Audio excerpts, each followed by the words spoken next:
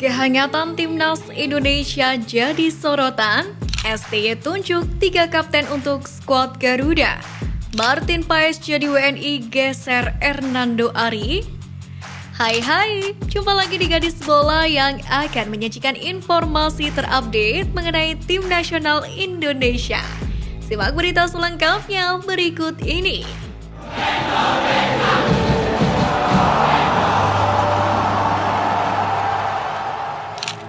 Gelandang timnas Indonesia Ivar Jenner resmi berulang tahun yang ke-20 pada hari Rabu 10 Januari.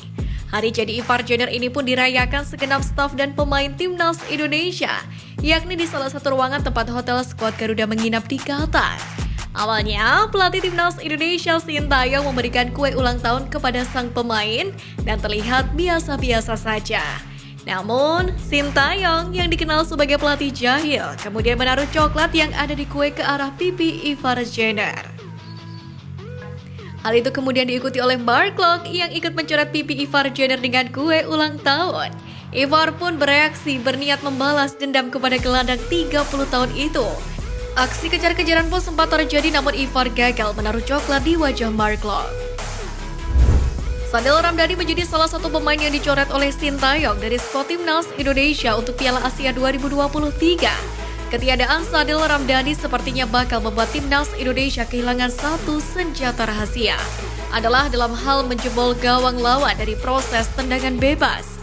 Seperti yang diketahui, Sadil Ramdhani cukup piawai dalam menjalankan tugas sebagai eksekutor tendangan bebas. Praktis saja keputusan ini mengundang reaksi dari netizen. Sederet warganet meminta penjelasan kenapa pemain Sabah FC itu harus dicoret dari daftar pemain Garuda. Namun sebagian warganet lagi menyarankan seluruh penggemar timnas Indonesia untuk percaya kepada keputusan Sintayong. Pelatih timnas Indonesia tak mau skuad Garuda dipandang remeh di Piala Asia 2023 sebab ada target pribadi pria Korea Selatan tersebut. Ambisi ini berkaitan dengan laga melawan Jepang di babak penyisihan grup. Bekas pelatih timnas Korea Selatan ini di Piala Dunia 2018 Rusia itu merasa memiliki modal pengalaman berharga di event seperti Piala Asia. Tak tanggung-tanggung, Sintayong ingin mempermalukan Laskar Samurai Biru. Dalam hal ini pengalaman berada di ajang besar digunakan Sintayong untuk memompa rasa percaya diri para pemain Garuda. Coach Sin pun menyebut bakal ada kejutan yang akan diberikan di babak penyisihan grup nanti, berbekal rasa percaya diri skuadnya. Saya akan berusaha memanfaatkan waktu ini sebaik mungkin berdasarkan pengalaman saya sebagai pemain, pelatih, dan manajer, ucap Sintayong. Pelatih timnas Indonesia baru-baru ini ramai mendapatkan sorotan dari netizen lantaran mengunggah postingan-postingan endorse menjelang Piala Asia 2023. Dalam 2 hari terakhir saja ada 2 iklan yang Sintayong unggah di Instagram pribadinya, adalah mobil dan bank. Di kolom komentar kedua unggahan tersebut kritikan begitu melimpah. Ada yang menyindir bahwa Sintayong betah di Indonesia lantaran banyak endorse. Ada pula yang menyebut bahwa hasil buruk timnas Indonesia ada korelasinya dengan kegiatan sang pelatih dalam iklan. Sebenarnya endorse bukan hal yang baru bagi Sintayong selama melatih timnas Indonesia dan tidak ada masalah. Namun tampaknya hasil buruk uji coba kemarin membuat publik memberikan reaksi negatif. Menanggapi hasil minor timnas Indonesia atas timnas Iran, Bung Toel yang dikenal sebagai pengamat menilai pertandingan uji coba timnas Indonesia versus Iran itu cukup sulit dimenangkan oleh pasukan Garuda.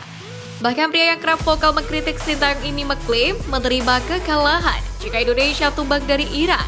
Namun Bung Toel memberi sedikit penjelasan, kekalahan yang bisa diterima jika timnas memberikan gairah permainan dan tidak tumbang begitu telak. Kalah itu masih bisa diterima kalau performanya misalnya kalah cuma 1 atau 2, performanya menarik. Jelas Bung Toel. PSSI telah mengumumkan 26 nama final untuk skuad Garuda Indonesia di Piala Asia 2023 pada Kamis lalu. Dalam kesempatan tersebut pula, diketahui Sintayong menunjuk 3 kapten untuk memimpin timnas Indonesia. Nama Asnawi Mangkualam kembali muncul sebagai kapten tim meski selama masa persiapan Piala Asia dia mengalami cedera. Sementara itu 2 nama pemain tertua, yakni Jordi Amat dan Mark Klok, muncul sebagai wakil kapten untuk timnas Indonesia. Jordi Amat mengaku siap untuk menjawab tantangan Sintayong dalam memimpin timnas Indonesia. Sebelumnya, pemain Johor Darul Taksim ini sempat menggunakan ban kapten dalam laga uji coba skuad Garuda. Dia menyebut sebuah kehormatan untuk bisa menjadi kapten timnas Merah Putih. Dibeberkan oleh media Korea Selatan Yusis, timnas Indonesia disebutkan punya kemungkinan menjadi juara Piala Asia 2023. Dalam serangkaian simulasi yang dilakukan, Opta menyimpulkan bahwa Jepang berada di posisi terdepan sebagai tim yang paling mungkin meraih gelar juara. Kemudian di bawahnya ada Korea Selatan dengan peluang juara sebesar 14,3%. Disusul oleh Iran dengan persentase 11,2%, lalu diikuti oleh Arab Saudi dan Qatar dengan masing-masing 10,6% dan 9,8%. Sementara itu, Opta mengulas potensi timnas Indonesia dalam turnamen tersebut, meskipun peluang kemenangan mereka hanya sebesar 0,2%. Dalam hal ini, meskipun posisi timnas Indonesia dalam ranking FIFA tidak terlalu menguntungkan, namun sebagai juang mereka tetap menjadi aspek yang menarik untuk dinantikan. Timnas Indonesia ditargetkan untuk mencetak sejarah dalam Piala Asia edisi kali ini. Meski demikian, Sintayong menyadari tim Merah Putih tidak akan lolos ke babak 16 besar sebagai juara grup. Sebab itu, peringkat kedua atau ketiga bisa menjadi opsinya. Namun Sintayong dengan jujur mengatakan tidak mau jika timnas Indonesia lolos ke babak 16 besar sebagai peringkat kedua grup. Pasalnya, timnas Indonesia berpotensi menghadapi Korea Selatan yang mempunyai peluang besar keluar sebagai juara grup E. Sementara jika finish sebagai peringkat ketiga grup, timnas Indonesia berpotensi berhadapan dengan juara grup A atau B, tergantung dengan hasil undian. Sementara dua grup itu juga terdapat tim-tim kuat seperti timnas Qatar, timnas Australia, dan timnas Uzbekistan. Dilihat secara objektif, bertemu Korea Selatan bukanlah yang mudah. Peluang untuk menang sangat kecil, lebih mudah untuk meraih posisi ketiga. Sambung pria Korea Selatan tersebut. Tom Haye, gelandang SC Heerenveen yang baru saja mengajukan berkas untuk proses naturalisasi, dikabarkan masuk pantauan salah satu tim Liga Italia, yang mana klub tersebut milik pengusaha asal Indonesia adalah Como 1907 yang kini mentas di Serie B. Gelandang yang bermain di Eredivisie Tom Haye musim ini memang tampil cukup cemerlang bersama klubnya SC Heerenveen. Dia bahkan masuk dalam jajaran pemain yang diperhitungkan di Eredivisie. Catatan statistik Tom Haye sendiri tak kalah dengan beberapa pemain yang merumput di Eredivisie. Maka tak heran jika OGC Nice, klub asal Prancis juga pernah mendekati calon pemain naturalisasi timnas Indonesia ini. Menanggapi situasi ini, manajer SC Heerenveen pun menjelaskan situasi dari Tom Haye harus direlakan apabila memang sang gelandang memilih untuk hengkang. Kiper tim FC Dallas Martin Paes sudah melengkapi berkas-berkas proses naturalisasi atau syarat menjadi warga negara Indonesia untuk turut andil membela timnas Indonesia. Sebagai seorang penjaga gawang yang bermain untuk FC Dallas, ia tampil cukup impresif dengan membukukan 66 kali penampilan. Dari catatan 66 kali bermain, Martin Paes sukses mengkoleksi 16 kali dirbobol dan rata-rata 1,01 kebobolan per pertandingan. Dengan catatan apik yang dikantongi oleh Martin Paes, bukan tidak mungkin posisi kiper timnas Indonesia yang sekarang ini bisa ditempatinya. Yang mana kiper timnas Indonesia sekarang ini adalah Hernando Ari dari Persebaya, Syahrul Trisna dari Persikabo, dan Muhammad Riyadi dari Persis Solo.